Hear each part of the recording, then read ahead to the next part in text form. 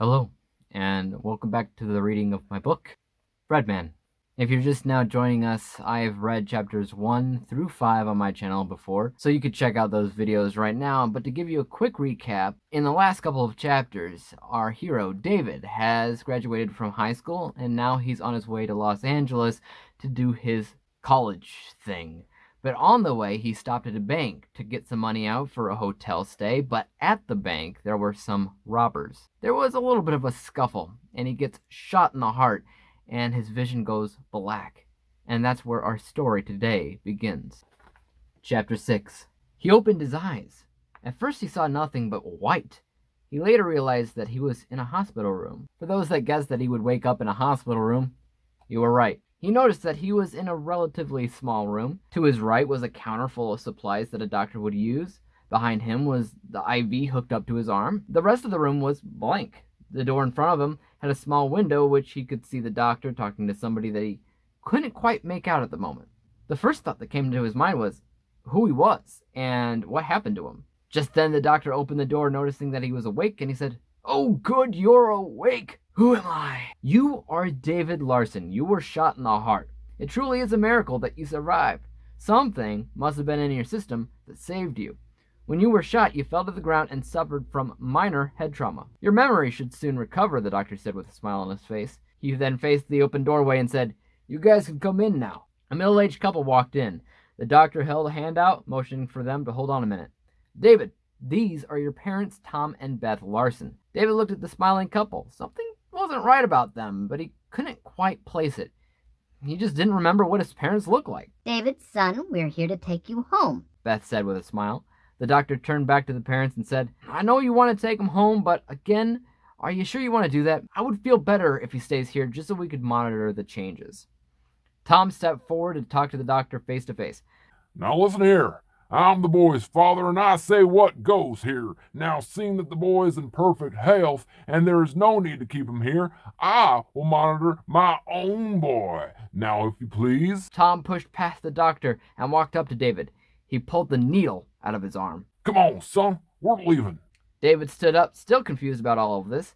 He agreed and left with them, leaving the doctor to look down at the floor, feeling foolish, trying to talk him out of it. It's their right, isn't it? Tom and Beth were grasping David's arm, and it seemed like they were hurrying out of the building. What is their hurry, David thought. The grasp on his arm was starting to hurt. Finally, they reached a black SUV. They opened the back door of the car and pushed him in. They quickly got into the front of the car. Bystanders and other pedestrians heard the tires burn rubber as it drove off. David grumbled in pain as the SUV hit a curb on the way out. David eyed his so-called parents who were contently facing forward. He asked, "Where are we going?" They didn't answer. They continued to face forward. Now and again, he tried to talk to these people, and they wouldn't say a word. Finally, they pulled over on an abandoned dirt path. "Where are we?" David asked.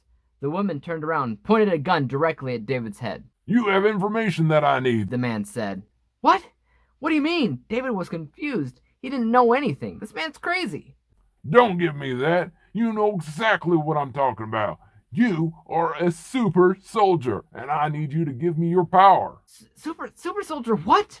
I'm not a super soldier. I would know if I was one.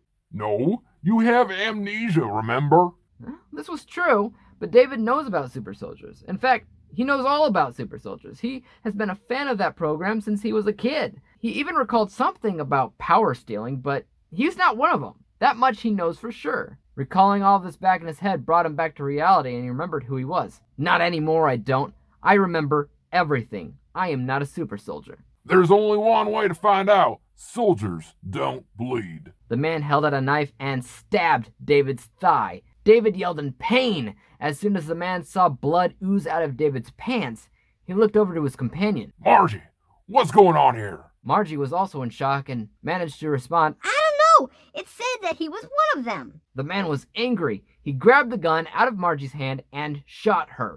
Blood sprayed against the passenger side's window. He looked over at David, who was really scared at the moment. He pointed the gun at David and said, "You stay here." He walked out of the car and walked around the passenger side and opened the door. He caught the corpse as she fell his way. He dragged her into the bushes in a ditch below.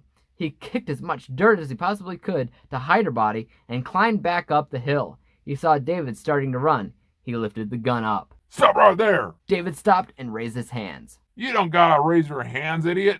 I'm not a cop. David lowered his hands and swallowed hard. Now you just had to go and run off. Now I'm gonna have to kill you. David heard the click as the man reloaded his gun. See ya. David spun around and grabbed the man's gun and pushed it away from himself. The man started fighting back with hard punches to the gut. As David went into more pain, the man was able to force David's hands down from the gun and pointed it at him again. David once again grabbed the gun. They both heard the shot go off.